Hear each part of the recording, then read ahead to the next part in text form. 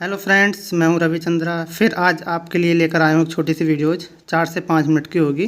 Please इसको देखना ना भूलिएगा, एग्ज़ाम पास में है। मुझे लगता है यहाँ से क्वेश्चन आने की बहुत ज़्यादा संभावना है।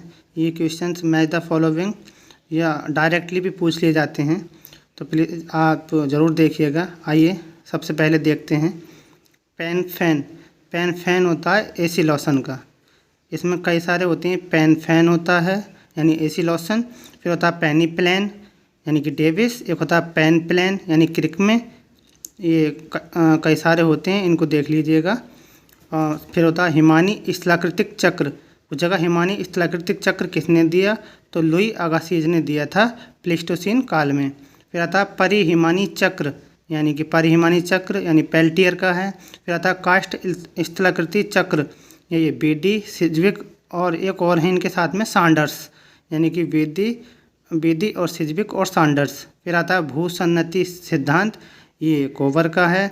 भूसन्नति शब्द की बात करें तब डाना, भूसन्नति सिद्धांत की बात करें तो कोवर। फिर आता है सागर नितल प्रसरण यानी कि हैरी हैंस महोदय।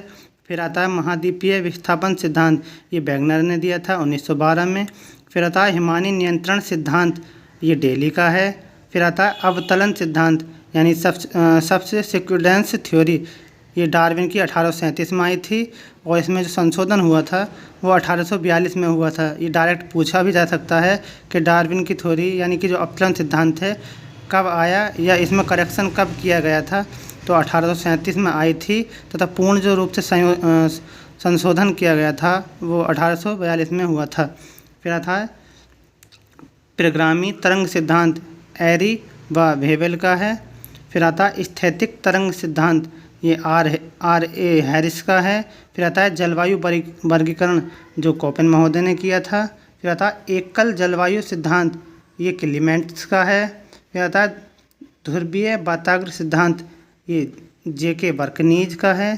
फिर आता है कोटि आकार नियम यानी कि जी के जिफ का है, 1949 में दिया था।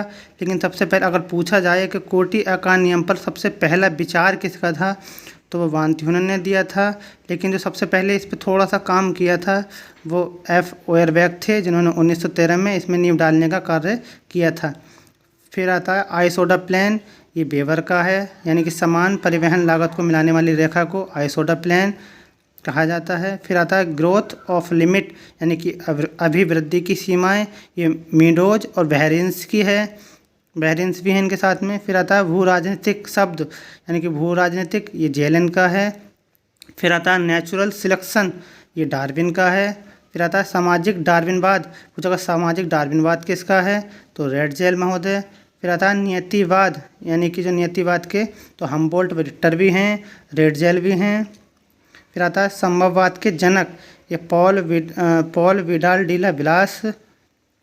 और सक्रियतावाद, अगर हाँ फ्रेंड्स यहाँ पूछा जाए संभववाद के जनक तब पॉल विडाल डिला विलास हैं, लेकिन इनके समर्थक अगर पूछ लिया जाए तो गैलोरोइस, मैसेट्टा और अल्बर्ट डिमांजिया, जीन ब्रुन्स इत्यादि भी हैं। फिर आता है सक्रियतावाद यानी कि जीन्स ब्रुन्स का है। फिर होता है अनोन क्रिया का सिद्धांत, ये भी जीन ब्रुन्स का है। फिर आता है क्रियाशीलता का सिद्धांत, ये भी जीन ब्रुन्स का है। कई तरीके से घुमाकर ये पूछ लिया जाता है। अतिवाद यानी कि डेविड हार्वे और पीट। फिर आता है प्रत्यक्षवाद, ये अगस्त कॉम्टे का है। ये दोस्तों इसमें थोड़ा गलत टाइप है, 1830 में आया था ये। फिर आता है मात्रात्मक क्रांति यानी कि पीटर हैगेट व सोरले।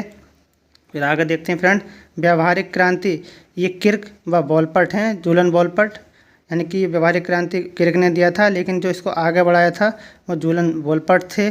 फिर आगे देखते हैं फ्रेंड्स, फिर आता है संसाधन होते नहीं हैं बनते हैं।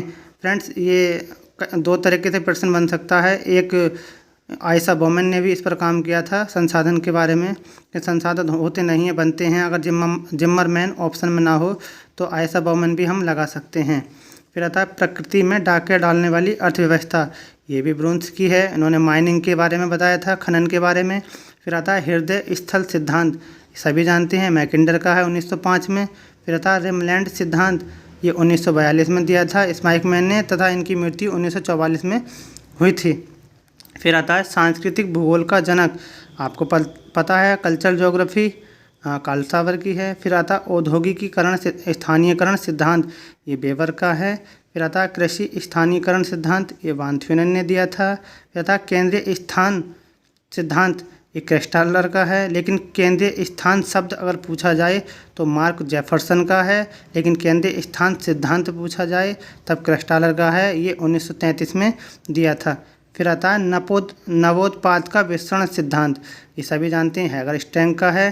फिर आता है नगर प्रभाव क्षेत्र सिद्धांत, नगर प्रभाव क्षेत्र सिद्धांत यानी जो नगर होता है और उसके नगर के चारों तरफ का जो प्रभाव क्षेत्र होता है उसके बारे में आंद्रे एलेक्स ने 1997 में बताया। फिर आता है सुपर स्ट्रिंग सिद्धांत, ये फ्रेंड्स बहुत महत्वपूर्ण वन लाइनर क्वेश्चन हैं, इनको प्लीज़ ज़रूर देखिएगा।